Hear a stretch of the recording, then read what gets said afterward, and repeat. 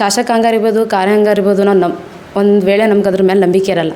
ನಮಗೆ ನಂಬಿಕೆ ಇರೋದು ಇವತ್ತು ಈ ಸುಪ್ರೀಂ ಕೋರ್ಟ್ ಆಗಿರ್ಬೋದು, ಇವತ್ತು ನ್ಯಾಯಾಂಗ ವ್ಯವಸ್ಥೆ ಮೇಲೆ ನಮ್ಗೆ ನಂಬಿಕೆ ಇದ್ರೂ ಕೂಡ ನ್ಯಾಯಾಂಗ ವ್ಯವಸ್ಥೆ ಈ ಥರ ಜಾತಿ ತಾರತಮ್ಯ ವಿರುದ್ಧ ಅಥವಾ ಅದನ್ನು ಜಾತಿ ಕೋಮು ಅದು ಬೆಂಬಲಿಸಿ ಅವ್ರು ತಡೆ ಹಿಡಿತಾರೆ ಅಂದ್ರೆ ತುಂಬ ಗಂಭೀರವಾದ ವಿಚಾರ.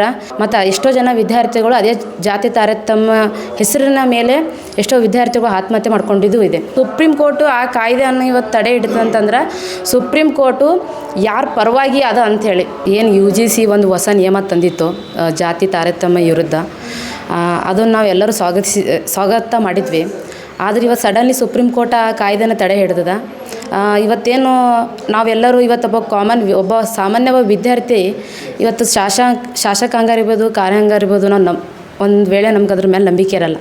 ನಮಗೆ ನಂಬಿಕೆ ಇರೋದು ಇವತ್ತು ಈ ಸುಪ್ರೀಂ ಕೋರ್ಟ್ ಆಗಿರ್ಬೋದು, ಇವತ್ತು ನ್ಯಾಯಾಂಗ ವ್ಯವಸ್ಥೆ ಮೇಲೆ ನಮ್ಗೆ ನಂಬಿಕೆ ಇದ್ರೂ ಕೂಡ ನ್ಯಾಯಾಂಗ ವ್ಯವಸ್ಥೆ ಈ ಥರ ಜಾತಿ ತಾರತಮ್ಯ ವಿರುದ್ಧ ಅಥವಾ ಅದನ್ನು ಜಾತಿ ಕೋಮು ಅದು ಬೆಂಬಲಿಸಿ ಅವ್ರು ತಡೆ ಹಿಡಿತಾರೆ ಅಂದ್ರೆ ತುಂಬ ಗಂಭೀರವಾದ ವಿಚಾರ. ಇವತ್ತೇನು UGC ಅನ್ನೋದನ್ನು ಅದು ನಿಯಮ ಏನು ತಂದಿದ್ರು ಅದು ಎಲ್ಲ ವಿಶ್ವದಲ್ಲಿ ನಿಯಮ ಅದು ಜಾರಿ ಆಗಲೇಬೇಕಿತ್ತು. ಯಾಕಂದರೆ ಇವತ್ತು ನಾನು ಕಲ್ತಿರುವಂಥ ಶಾಲೆಯಲ್ಲಿ ಅಥವಾ ಕಾಲೇಜಲ್ಲಿ ಆ ತಾರತಮ್ಯ ಆಗಿದೆ ಇರಬಹುದು, ಅಥವಾ ಇದು ಯಾರು ಈ ವೀಕ್ಷಕರು ನೋಡ್ಲತ್ತಾರೋ ಅವ್ರು ಕಲ್ತಿರೋಂಥ ಕಾಲೇಜ್ನೊಳಗೆ ಆ ತಾರತಮ್ಯ ಆಗೇ ಇರ್ಬೋದು.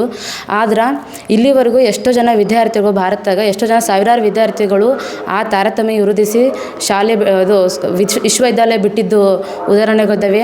ಮತ್ತು ಎಷ್ಟೋ ಜನ ವಿದ್ಯಾರ್ಥಿಗಳು ಅದೇ ಜಾತಿ ತಾರತಮ್ಯ ಹೆಸರಿನ ಮೇಲೆ ಎಷ್ಟೋ ವಿದ್ಯಾರ್ಥಿಗಳು ಆತ್ಮಹತ್ಯೆ ಮಾಡ್ಕೊಂಡಿದ್ದು ಇದೆ. ನನಗೆ ಈ ಒಂದೇನು ಕೇಂದ್ರ ಸರ್ಕಾರ ಈ ನಿಯಮ ತಂದಿತ್ತೋ ಈ UGC ನಿಯಮ ಥರ ಬದಲಿ ಇವರು ಆಲ್ರೆಡಿ ತಮ್ಮ ಐಡಿಯಾಲಜಿ ಏನು ಈ ವರ್ಣ ವ್ಯವಸ್ಥೆ ಆಗಿರ್ಬೋದು, ಜಾತಿ ವ್ಯವಸ್ಥೆ ಆಗಿರ್ಬೋದು, ಆಲ್ರೆಡಿ ಅವರು ತಮ್ಮ ಪಠ್ಯಪುಸ್ತಕ ಹಾಕಿರೋವಂಥ ಜನ ಇವತ್ತು ಆ ನಿಯಮ ತಗೊಂಡು ಬಂದಾರಂತಂದ್ರೆ ನಮಗೂ ಗಾಬರಿ ಆಯಿತು. ಆದ್ರೆ ದುರಂತ ಏನಂತಂದ್ರೆ ಇವತ್ತು ಸೋಷಿಯಲ್ ಮೀಡಿಯಾ ಒಳಗೆ ಯೂತ್ಗಳು ಯಾವುದೇ ಒಂದು ವಿಷಯಕ್ಕೆ ತಮಗೆ ಬೇಕಾದ ವಿಷಯಕ್ಕೆ ದೇಶದ ಅಭಿವೃದ್ಧಿಗಾಗಿರ್ಬೋದು ಅಥವಾ ತಮ್ಮ ಶಿಕ್ಷಣ ಅಭಿವೃದ್ಧಿಗಾಗೋಂಥ ವಿಷಯಗಳಿಗೆ ಪ್ರತಿಭಟನೆ ಮಾಡ್ತಾರೆಲ್ಲೋ ಗೊತ್ತಿಲ್ಲ. ಆದರೆ ಇವತ್ತು ಈ ಜಾತಿ ತಾರತಮ್ಯದ ಕಾಯ್ದೆ ತಂದಿಡಿದು ಇವೆಲ್ಲ ಇನ್ಸ್ಟಾಗ್ರಾಮ್ದಾಗ ಆಗಿರ್ಬೋದು, ಎಲ್ಲ ಒಂದು ಯಾವುದೇ ಒಂದು ಸೋಷಿಯಲ್ ಮೀಡಿಯಾ ಪ್ಲ್ಯಾಟ್ಫಾರ್ಮ್ ನೋಡಿದ್ರು ಕೂಡ ಅದನ್ನು ಒಂಥರ ರೀಲ್ಸ್ ಮಾಡೋ ಮೂಲಕ ಏನಂತೀರಿ ಅದನ್ನು ಇದು ವಿರೋಧ ಮಾಡ್ಲತ್ತಾರೆ. ಅಂದರೆ ಇದು ನಿಯಮ ತರಬಾರ್ದು ತಂದ್ರೆ ಜನರಲ್ ಕಾಸ್ಟ್ ಯಾರದಾರೋ ಅವ್ರ ಮ್ಯಾಗೆ ಎಫೆಕ್ಟ್ ಆಗ್ತದೆ ಅಂತೇಳಿ.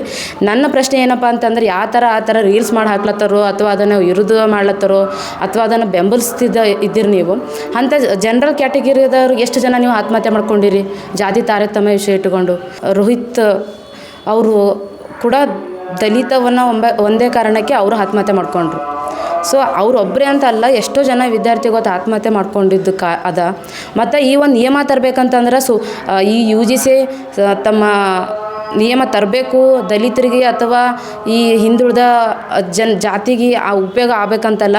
ಈ ನಿಯಮ ತರಬೇಕಂತಂದ್ರೆ ಭಾಳಷ್ಟು ಸಂಘಟನೆಗಳು ನಿರಂತರವಾಗಿ ಹೋರಾಟ ಮಾಡಿದ ಮೇಲೆ ಇವರಿಗೆ ಹೋರಾಟ ಮಾಡಿದ ಪರಿಣಾಮ ಇವತ್ತು ಆ ನಿಯಮ ತರಬೇಕಂತ ಹೇಳಿ ಇತ್ತು. ಆ ನಿಯಮ ತಂದಿದ್ದು ಹೌದು, ಆದರೆ ಆ ನಿಯಮ ಒಳಗೆ ಅವರು ಸ್ಪಷ್ಟನೆ ಕೊಟ್ಟಿದ್ದಿಲ್ಲ ಇದು ಕಾಯ್ದೆ ಯಾವ ಥರ ಜಾರಿಗೆ ಆತ ಅಂಥೇಳಿ. ಆದರೆ ಇವತ್ತು ನಾವು ಯೋಚನೆ ಮಾಡಬೇಕು ವಿಷಯ ಏನಪ್ಪ ಅಂತಂದ್ರೆ ಸುಪ್ರೀಂ ಕೋರ್ಟು ಆ ಕಾಯ್ದೆಯನ್ನು ಇವತ್ತು ತಡೆ ಹಿಡಿತಂತಂದ್ರೆ ಸುಪ್ರೀಂ ಕೋರ್ಟು ಯಾರ ಪರವಾಗಿ ಅದ ಅಂಥೇಳಿ. ಈ ಒಂದು ದಲಿತ ಆಗಿರ್ಬೋದು ಅಥವಾ OBC ಈಗ ನಮ್ಮ ಭಾರತ ದೇಶ ಒಳಗೆ ಸುಪ್ರೀಂ ಕೋರ್ಟ್ ಕೆಲಸ ಏನಂದರೆ ಸೌಹಾರ್ದ ಕಾಪಾಡಬೇಕು ಅಂಥೇಳಿ. ಹಂಗಂಥೇಳಿ ನೀವು ಒಂದು ಕೋಮುವಾದ ವಿಚಾರಕ್ಕೆ ಇಟ್ಕೊಂಡು ಅಥವಾ ಒಂದು ಜಾತಿ ತಾರತಮ್ಯ ಆಗ್ಲತನ ವಿಚಾರಕ್ಕೆ ಇಟ್ಕೊಂಡು ಅದು ತಡೆ ಹಿಡಿದು ತುಂಬ ಗಂಭೀರವಾದ ವಿಚಾರ. ಸೊ ನಮ್ಮ ಬೇಡಿಕೆ ಏನಂತಂದ್ರೆ ಆದಷ್ಟು ಬೇಗ ಸುಪ್ರೀಂ ಕೋರ್ಟ್ ತಡೆ ಹಿಡಿದಂಥ ಕಾಯ್ದೆ ಅದನ್ನು ಬಿಡಬೇಕು. ಆ ಕಾಯ್ದೆ ಎಲ್ಲ ವಿಶ್ವದಲ್ಲಿ ಸಮರ್ಪಕವಾಗಿ ಜಾರಿಗೆ ಆಗಬೇಕಂತೇಳಿ ನಮ್ಮ ಬೇಡಿಕೆ. ಸುಜಾತ.